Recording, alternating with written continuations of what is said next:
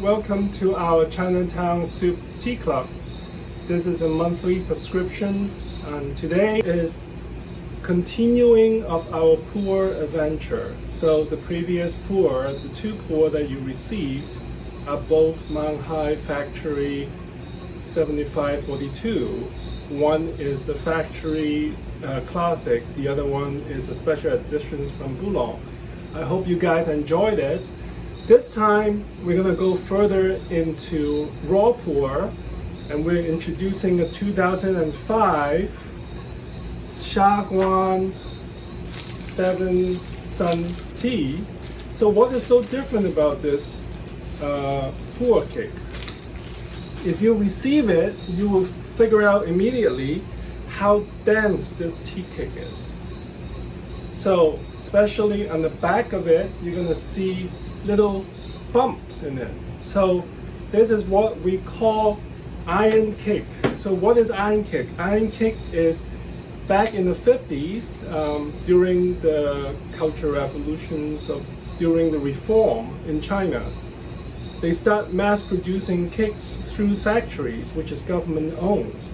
So some of the cakes that are pressed in that period of time are trying to kind of innovate. So the introductions of iron press or machine press cakes are starting to gain traction, because labor back in the days when we do the stone press, there's a lot of laborers in it and there's a lot of skill in it. But if we do iron cake like this, what factory do is just stuff it, steam it, stuff it into the cylinders, and then put it through the machine. The machine which does all the jobs.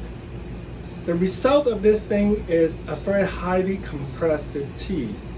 So in the beginning, people use this as a very commodity. They send this to Tibet, they send it to everywhere, which is very cheap in a way in the 50s, 60s, and 70s. But when Puerh is a post-fermented tea, so during the period of aging, they find out the more compressed tea like this age much better than your loosely compressed stone pressed tea cakes.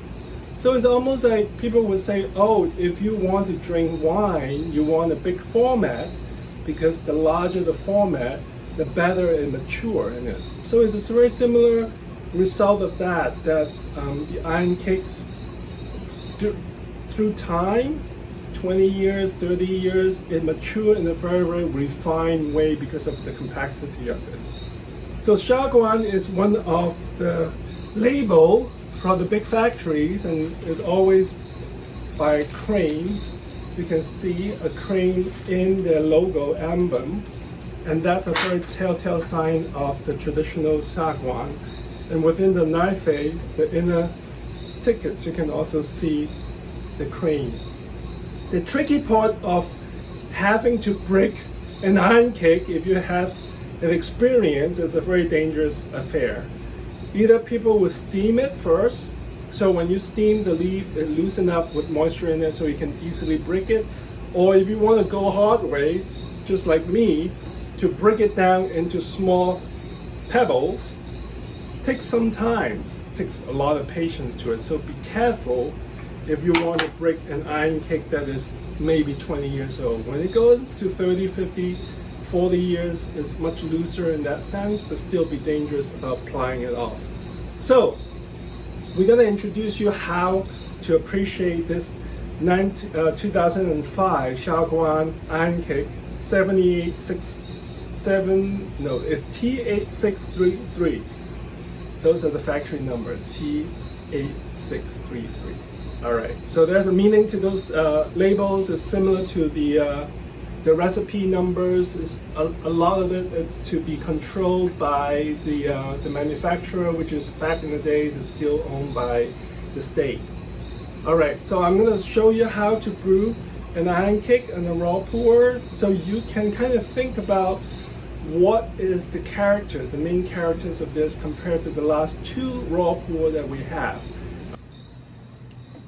So before we brew our tea, we always want to look into our little tea leaf and tea nuggets first to see the color of the tea, how it's changed from almost like a green yellow tea to a fully mature tea. So this tea's been aged for 20 years. These are natural storage. This is not Hong Kong storage. This is a natural storage which actually goes through 4 seasons for 20 years. You can see the redness coming out from the tea, and good conditions that don't create mold.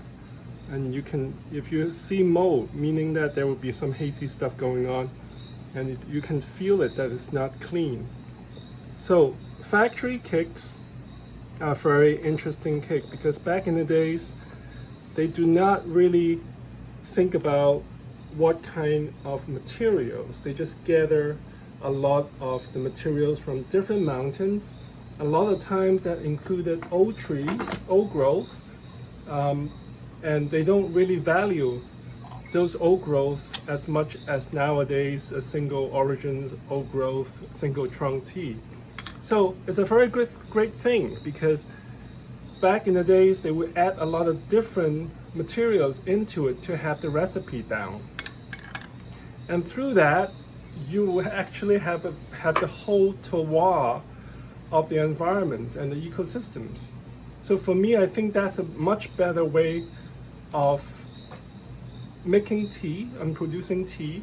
Is more understanding of the environment instead of just one single trunk.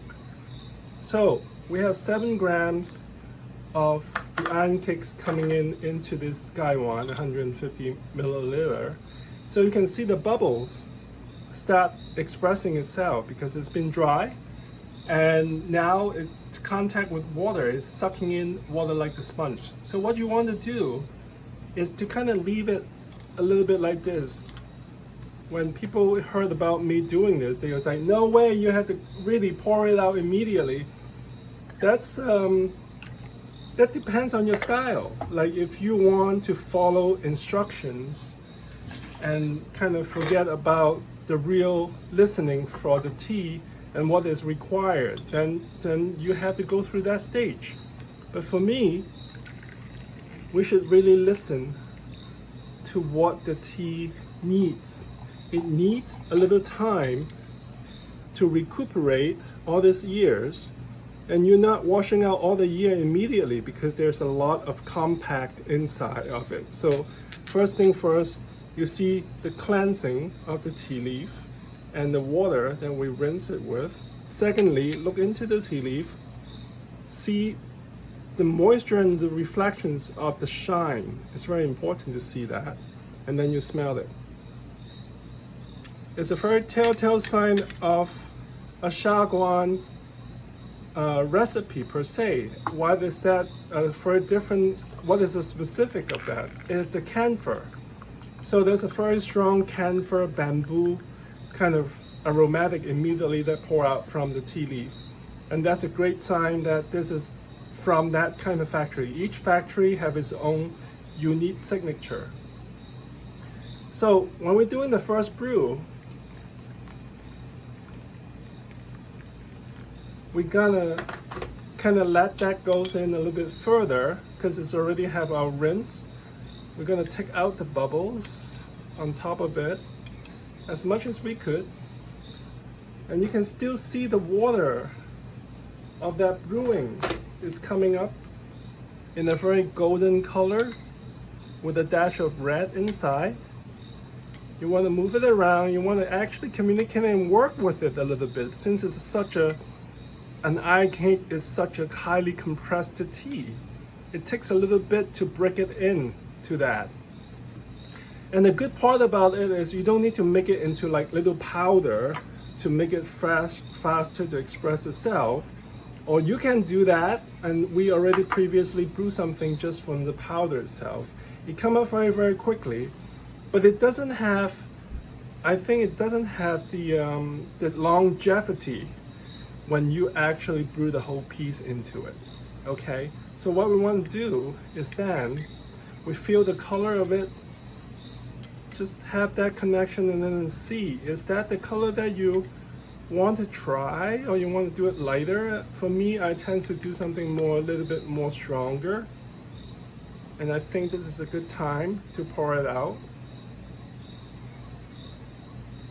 And what you can do, sometimes you can actually, when you pour like this, sometimes there's still water on the other side of it. You can see because of the gravity, you can still see a little bit of that. I want to pour that out. So what I want to do is just to reverse that cup and just pour that little bit out. I think that's the concentrations of it. Now smell it.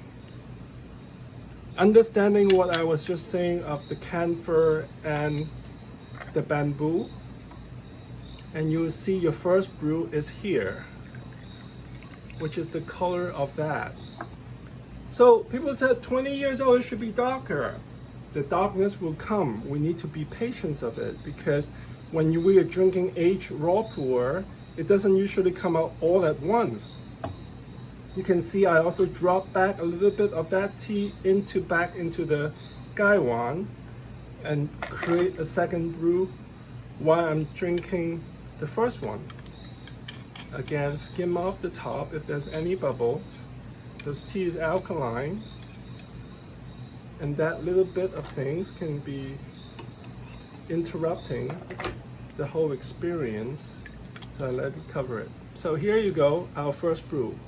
What you want to do, I'm drinking by myself. Hopefully you're sharing with your partners or your friends. What I'm drinking it is a big cup of tea, so it's gonna take me a little bit time. So what I want to do is slurp it.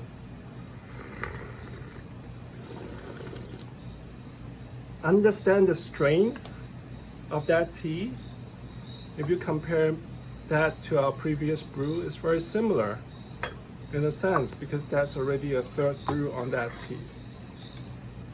And when you go in, and don't forget that we have water in tea, so you want to actually look into it.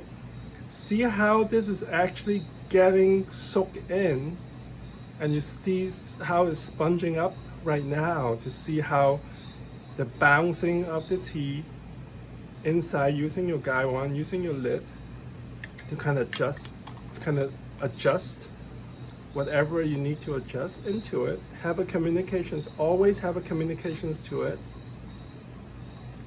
While I'm enjoying my first brew, I'm doing out my second brew already. You can see that's, you know, more spongy at this point. The shine of it, you still see a big compact blob of tea in there. It's still gonna take some time to it. So smell it.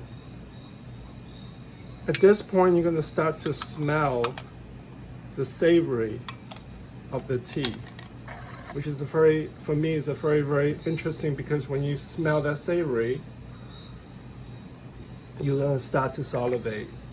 Second brew, when you compare your second brew to your first brew, you see how much darker that is. So people will say, oh, now it's coming out. Yes, it takes time.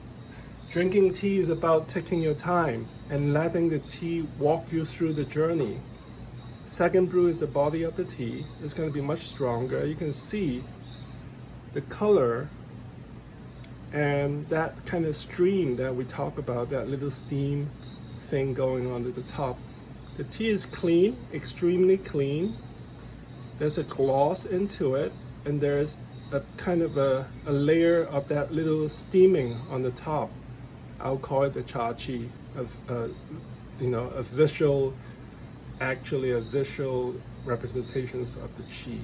So now I have the second brew of it.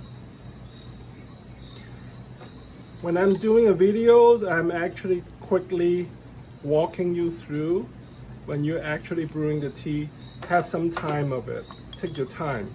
All right, don't rush. You can rush on your first or second brew, but when you go into the further, it should slow you down a bit already. So our third brew, people said, oh, you have to cover it. You have to just count it. You really don't. What you need to do is to observe the expressions of what's really going on in this small little universe of it. You can see how the bubble's still coming up. There's still gaps inside that is still maintaining the air pockets. You want that to fully release. You want to see the steam coming up. You want to touch the XiaGuan, the side of it, to actually feel how hot that tea is. I always tell my students, becomes the tea. You have to be part of it. You have to become it. If it's too hot, it's burning you, then pour it out. If it's still okay, I can stand it, you know, I can actually give it a little push for it, then do it. If you want to make it lesser or make it more gentle, of course you can do that. That's how we control the brewing. And you can see everything kind of flow down to the bottom. You can see the expression of the tea.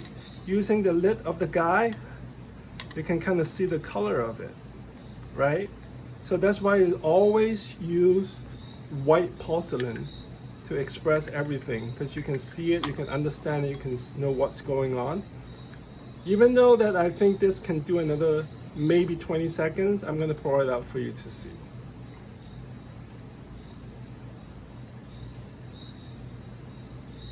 Okay. I'm going to use the previous cup that we've been brewing on our first round of the dust, and showing you to see how it kind of becomes a thicker liqueur on that, right? And you can see the shine of it. So be patient of it, understanding the heat that goes into your body through the tea. Let that heat spread out, see where you're going to start to sweat. Is it your chest? Is it your back? All that little sensation is an extremely important part of tasting the tea, because it's communicating with you. It's showing you what's your body are reacting, or how your body is reacting to it. Okay, this is a true medicine. A lot of people will tell me that don't use the word medicine. I can't not use the word medicine because it's been a medicine for 6,000 years in the culture of Chinese, so I will still use it as a plant medicine. What does it do to you is a whole different topics, right? As long as it doesn't hurt me and make me anxious, then I will keep doing it. But usually it'll go to the opposite of it. So this is the third brew in that tea. You can see kind of like taking its time.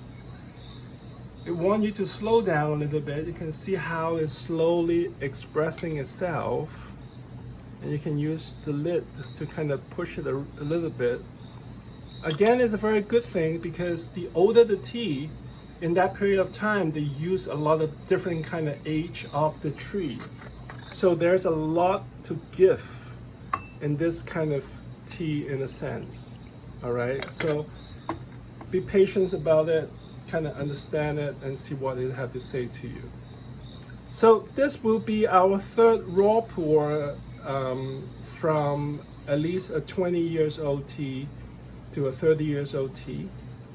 The next thing, I'm still debating what are we gonna kind of example for the next time. So if you drop us a comment, then we can kind of go further and see what tea you guys would like to try.